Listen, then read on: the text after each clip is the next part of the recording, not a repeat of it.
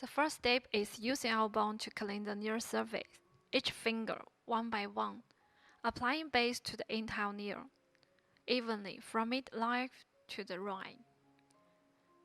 Using a brush to help you to pick up some color powder on the near, the light on top and dark on the bottom.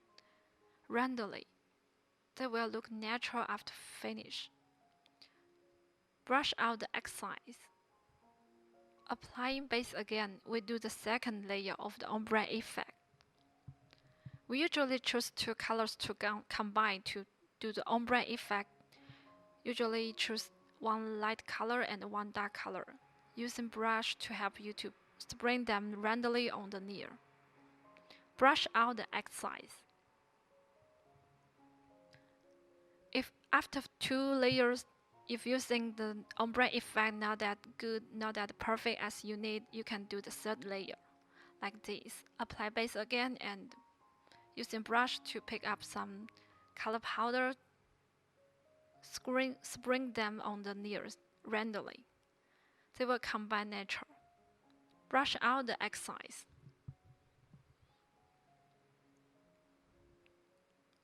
You can use a tweezer to help you to pick up some decals to decorate your near. Put them on the right place on the near.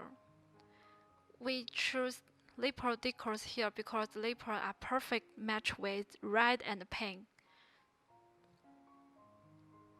Using a tweezer to help you.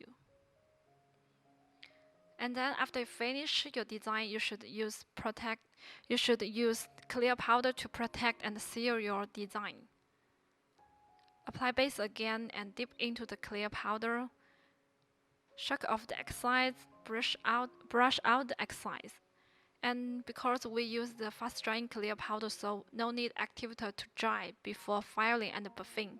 We use a buffing machine, file machine, to file the nears.